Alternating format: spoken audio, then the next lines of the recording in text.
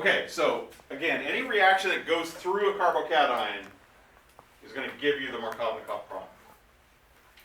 I'm going to throw up here, this is going to be one of those reactions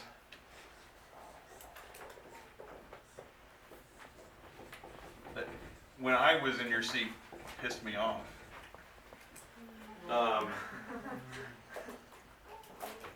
So that's a peroxide, right? The peroxide bond is really fragile. A little bit of heat or light, and this turns into two oxy radicals. Right, we haven't really talked much about radicals yet, and so I'm not going to go into the mechanism of why this changes. I will do that in Chapter 10. Chapter 10, we talk about radicals, and so we'll finish up with that. I guess I should also specify the way I see the semester going. Pretty much all the new material will appear before Thanksgiving. And then what I'm going to do after Thanksgiving when we're online is sort of try to put them all together in syntheses. And I'll give you guys some problems. We can work them in class or whatever on Zoom together.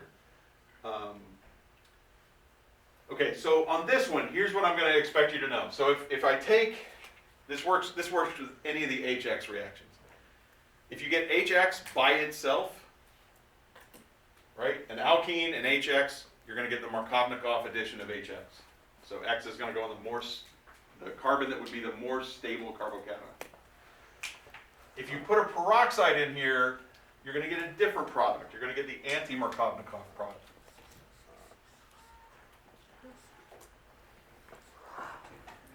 X is in fact bromine in this case. All right, and you'll actually get both. It's not stereospecific. I think the book says it is, but it's not. All right, so the other thing here is, if you get the anti-Markovnikov product, if you do a reaction and you see the anti-Markovnikov product, you know that the mechanism doesn't involve a carbocation. So this is a mechanistic probe. Here, the intermediate that you get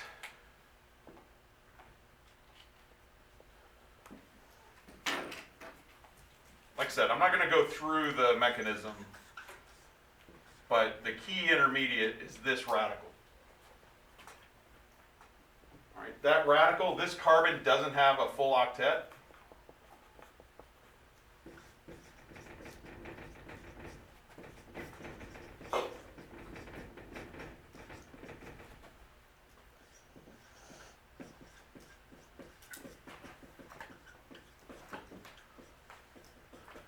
So the formal charge of a carbon radical is 0. It's neutral, but it's highly reactive. Right? So that neutral carbon that doesn't have a full octet is actually electron deficient. Right? It would like to have electrons because it doesn't have a full octet. So the stability mirrors that of carbocations. If you're going to judge radicals, resonance stabilization is good, more substitution is good.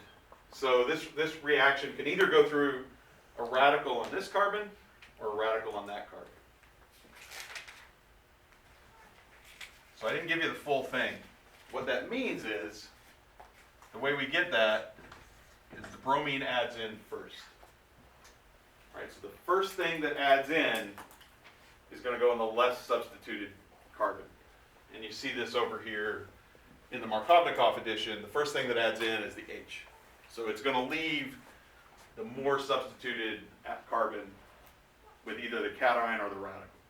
Like I said, you don't have to know this mechanism, but if you see this reaction, right, alkene, HX, and then any kind of molecule that's got a peroxide bond in it, an OO bond. Could be H2O2, could be benzoyl peroxide, could be T-butyl peroxide. There's lots of molecules. Yeah. For the anti-Markovnikov products and stuff, in the book it says that it's only efficient for the addition of HBr. Is it just like, does it happen at like a slower rate for Yeah. HBr? So the book says that Klein. I mean, I think I've said this in here before, right? Klein's funny about what he decides you should know.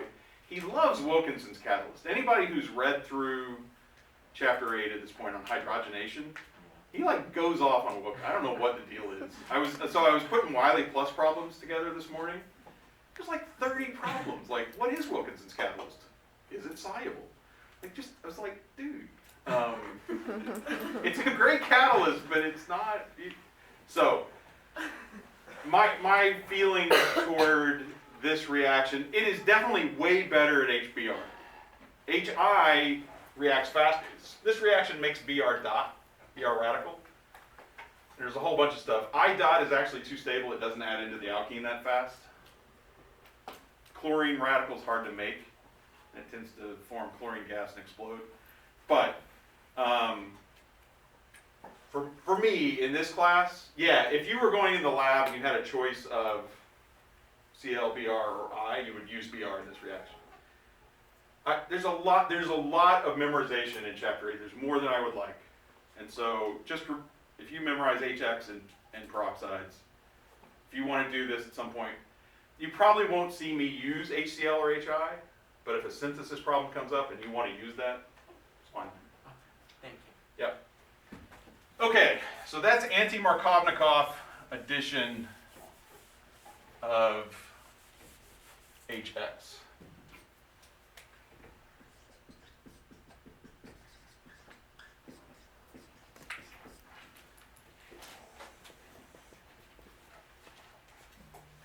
So we can also add water this way. Let's go back to our, you see these examples. I'm going to use methyl cyclohexene and I'm going to use 2-methyl-2-propene. Okay, you're always going to look at that carbon-carbon double bond and figure out which of the two carbons would make the most stable carbocation. Right? So for an HX addition, the X is going to go on that carbon. So let's do this.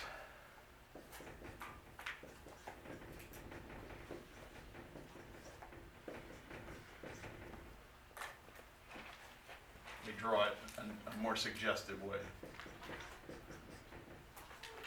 All right. Draw what you think the product of this reaction is.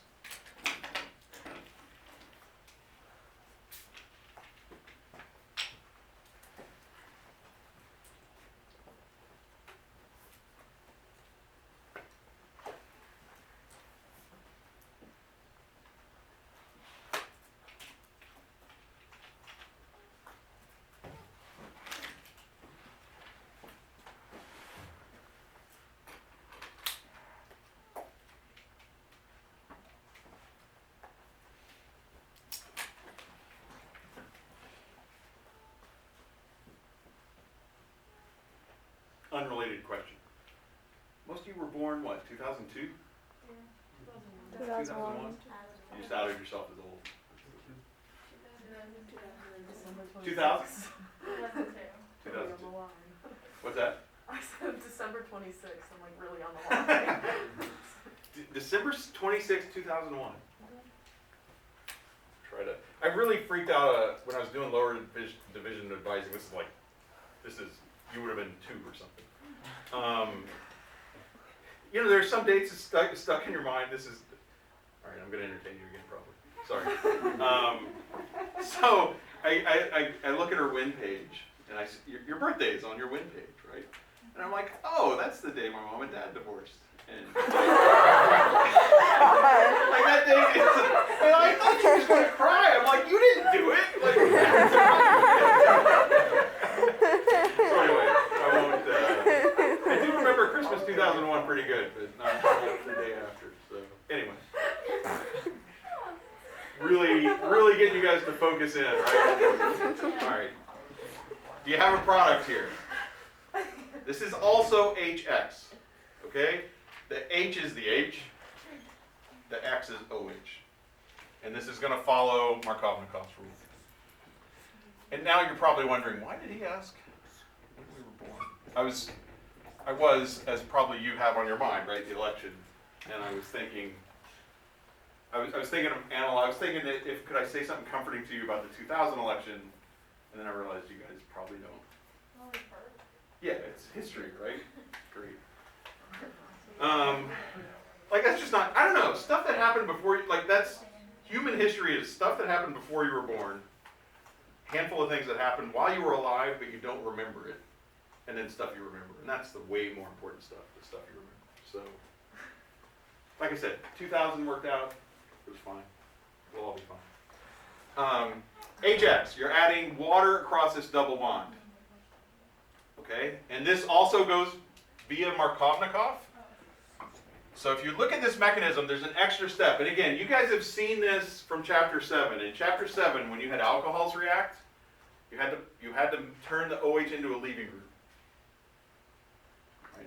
Hydroxide is not a leaving group in SN2 or SN1 because you're not going to kick out a really strong base. So the same thing is sort of true here. So if it was just water, right? If you imagine just doing this,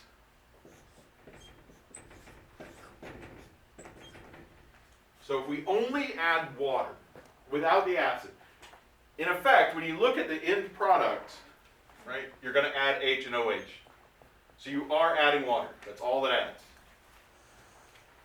But if it didn't involve a strong acid catalyst, you would be making a strong Lewis acid, the carbocation, and a strong Lewis base, the hydroxide.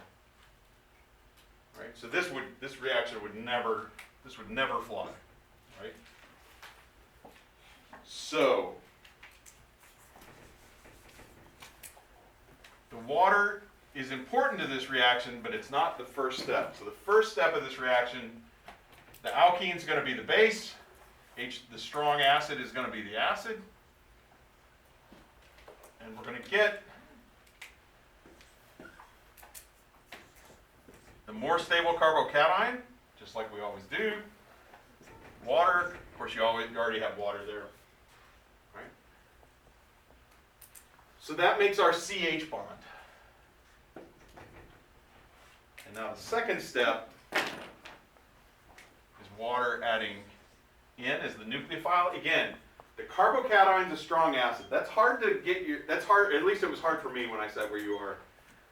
Right? HCl is a strong acid, H3O plus is a strong acid. You see a proton, you can think strong acid. Carbocations are strong Lewis acids. So you can't have strong bases with them. So water is going to be our nucleophile, not OH. You will, and probably all of you at some time or another, the unlucky ones will do this on exam 3. The rest of you will do this maybe on a quiz or work at homework in your room.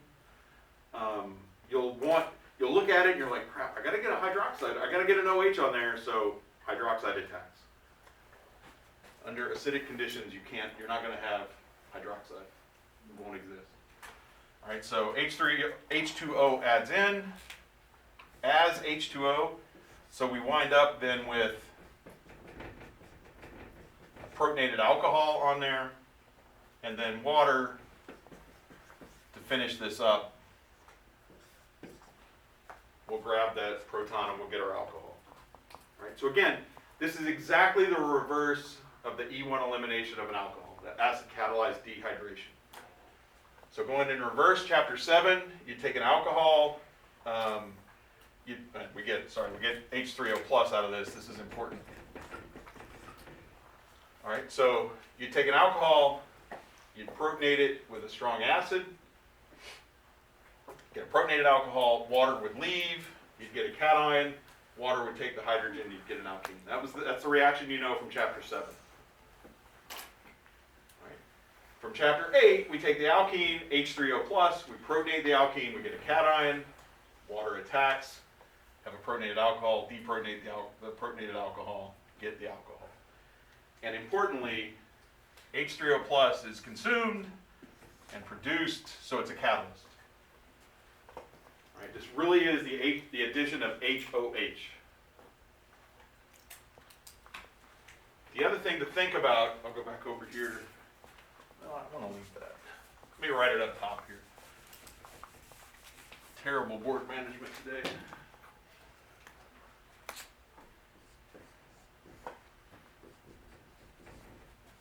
So remember that catalysts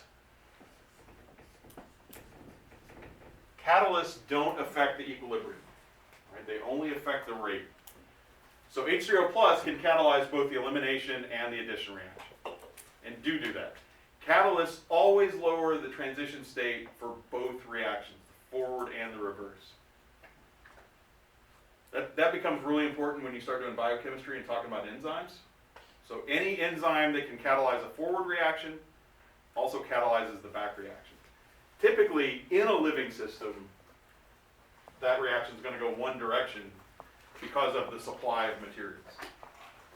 But there are a lot of organic chemists and biochemists and molecular biologists and biochemical engineers who have looked at taking enzymes that catalyze a forward reaction under living, sort of in vivo conditions, taking that somewhere else, changing the conditions, and it will catalyze the back reaction. You can make some weird products that way.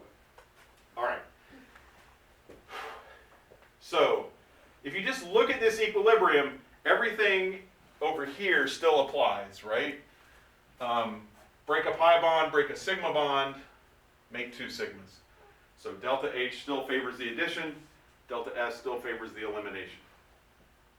But now we have something else we can play with. You can actually play with this in the HX addition, HBr, HCl, all that. It's a little tougher. And that is Le Chatelier. So water here is pretty easy to manipulate. If we push water in, right, if we have excess water, that will force the reaction to the right.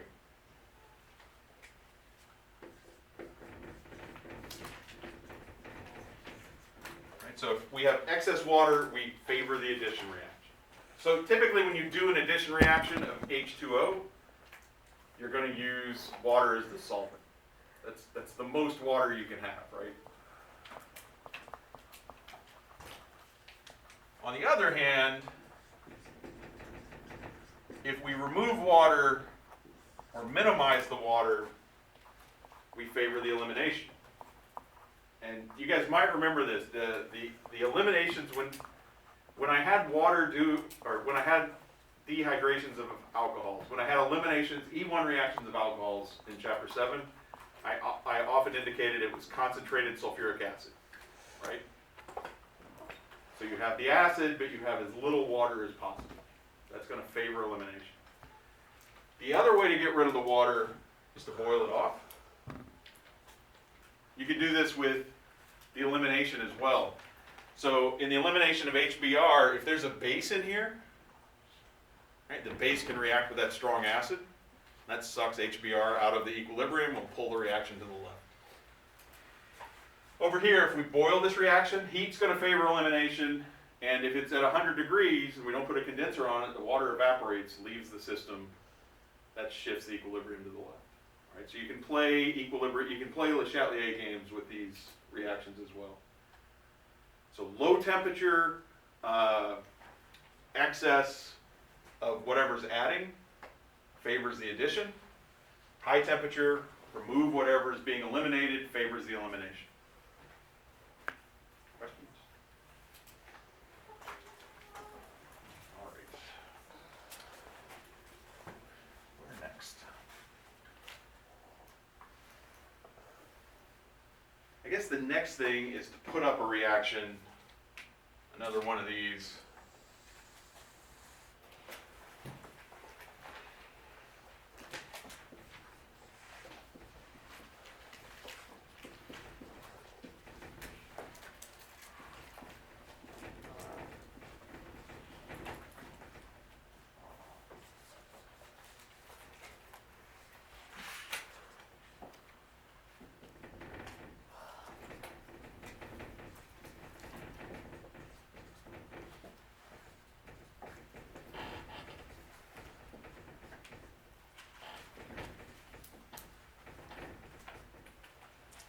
All right, so it's possible to do an anti-Markovnikov addition of water. You don't use peroxide exactly the way we did last time. It's not going to go through a radical mechanism, but we're going to add something else. And the thing we're going to add is a borane. I'm writing BH3. I think Klein uses BH3 a lot. Really anything, any neutral boron, with 1H, at least 1H, will do this reaction. And there's some sterics, there's some electronics. This mechanism goes through, again, I'm not going to ask you to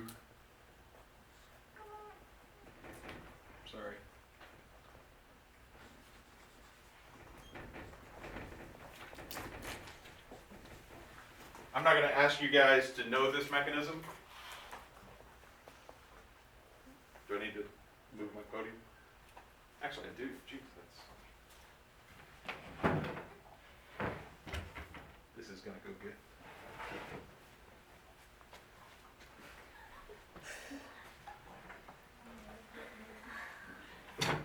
They said he was old. All right. So, this, if you look at the polarity of the BH2, or the BH bond, it's actually the reverse of what you see with most H things. So that's actually a borohydride. So the BH there is got the reverse polarity of what you're used to. The H has a partial negative, the B has a partial positive. And that's why it reacts. The addition actually does follow Markovnikov's rule in principle. It's not, you never get a free carbocation, which is why I don't like putting this mechanism up. It's more a concerted process to add the B and the H. But if you look at that polarity, the negative thing adds to the more substituted carbon, the positive thing adds to the less substituted carbon. And this last step, Klein's got this mechanism. You might save yourself a headache and not look at it. It's really complicated. Oxygen boron chemistry is actually really cool. But, so, I'm not trying to discourage you from looking at it. Look at it. It just doesn't, I'm trying to stick with a pretty simple mechanistic paradigm this semester to get you guys started.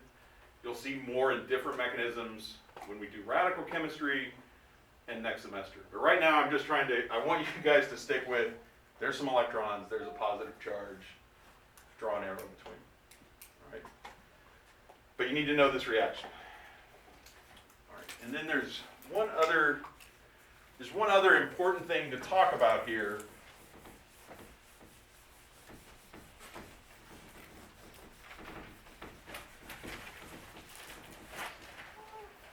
With these reactions. So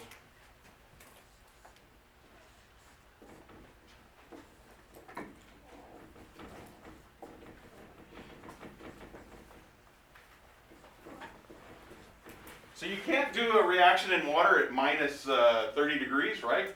Because it would be frozen. So you do it like 5 degrees, 10 degrees. Something else actually I would like to add before you look at that reaction.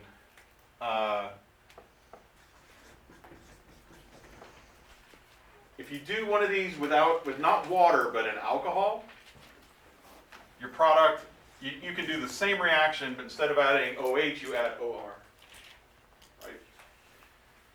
Okay, so let's just stick that in your notes somewhere. The important thing is that you have a neutral O to be a nucleophile. Okay. So give me a product of that blue reaction on the right-hand board. That's a good time. You guys work that at home.